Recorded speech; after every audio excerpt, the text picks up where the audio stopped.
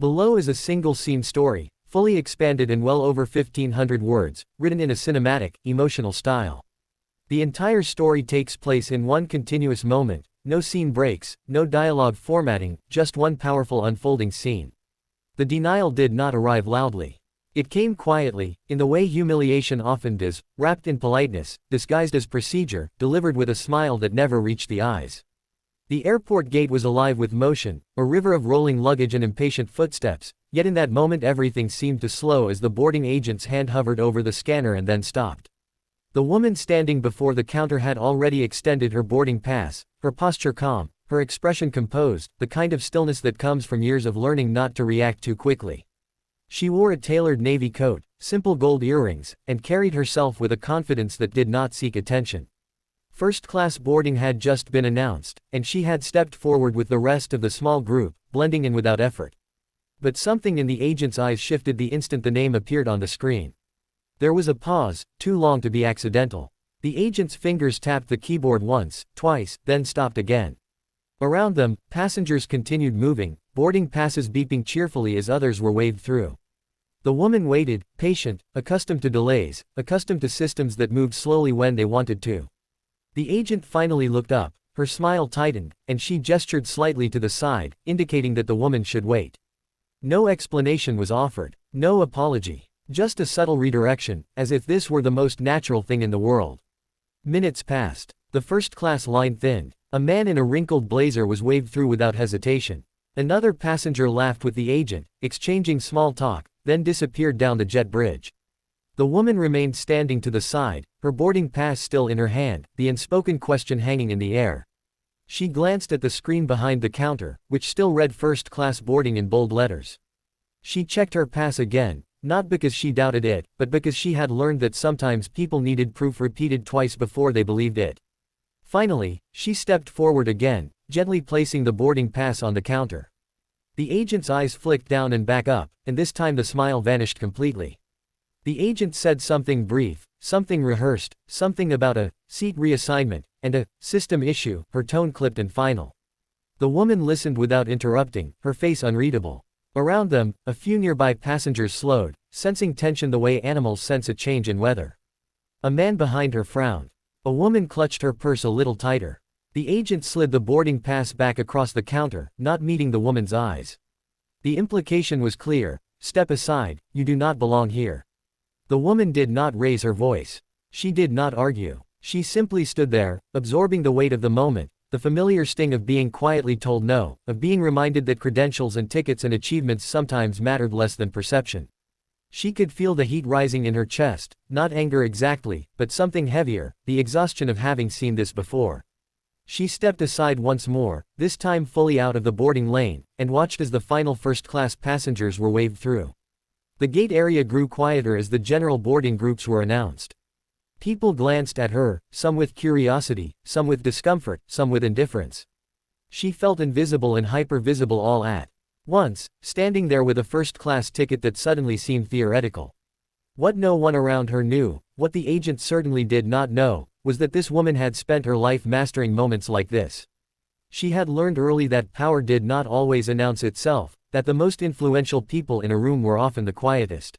She had built a career not on loud declarations but on precision, on preparation, on knowing exactly when to act.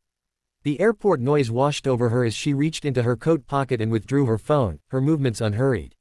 She did not rush. Rushing would suggest desperation, and she was not desperate.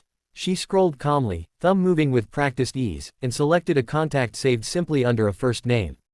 The phone rang once, then twice, then connected. She did not step away. She did not lower her voice. She spoke softly, efficiently, relaying facts without embellishment: the flight number, the gate, the boarding issue. Her expression remained composed, but her eyes were sharp now, focused. Whatever was being said on the other end caused her to nod once, slowly, as if confirming something she already knew. As she ended the call, the agent glanced up briefly, irritation flickering across her face at the sight of the woman still standing there. The general boarding announcement echoed overhead. A line began to form again, longer this time, messier. The woman remained exactly where she was, just to the side of the counter, neither obstructing nor retreating. She was waiting. The change came subtly at first. A supervisor approached the gate, her stride brisk, her expression serious. She leaned in toward the agent, speaking quietly but firmly, her eyes flicking between the screen and the woman standing nearby. The agent's posture stiffened. Her fingers hovered over the keyboard again, this time moving faster, more urgently. The supervisor straightened and turned fully toward the woman, her face now carefully neutral, professional. The surrounding passengers sensed a shift. Conversations paused. A few people leaned slightly closer, pretending to adjust bags or check phones while listening. The woman met the supervisor's gaze evenly, offering no smile, no challenge, just presence. The supervisor gestured toward the counter, indicating that the woman should step forward. She did, placing her boarding pass down once more, the same piece of paper that had been dismissed minutes earlier now treated with new respect. The supervisor scanned the pass herself. Her expression changed, not dramatically, but enough. A subtle tightening around the eyes, a brief inhale. She glanced at the agent, then back at the woman. Something unspoken passed between them, a recalibration of assumptions. The supervisor nodded once, then turned to the agent and said something that caused the agent's face to flush, color rising quickly up her neck. The agent reprinted something, hands shaking just slightly, and slid a new boarding document across the counter. This time, it was accompanied by an apology, delivered stiffly, as if forced through clenched teeth. The woman listened, accepted the paper, and said nothing. She did not need to. The balance of power in the space had shifted so completely that words were unnecessary. But the moment was not finished. The supervisor did not leave. Instead, she stood there, addressing the agent again, this time with a firmness that could not be mistaken. Other staff members had begun to notice, gathering subtly, pretending to busy themselves nearby. The woman stood quietly as the conversation unfolded around her, the airport hum continuing as if nothing extraordinary were happening, even as something very important was. The supervisor gestured toward the jet bridge, then toward the agent's terminal. The agent nodded repeatedly, her earlier confidence gone. The supervisor then turned back to the woman, her tone now careful, respectful, offering assurances that went beyond the seat itself.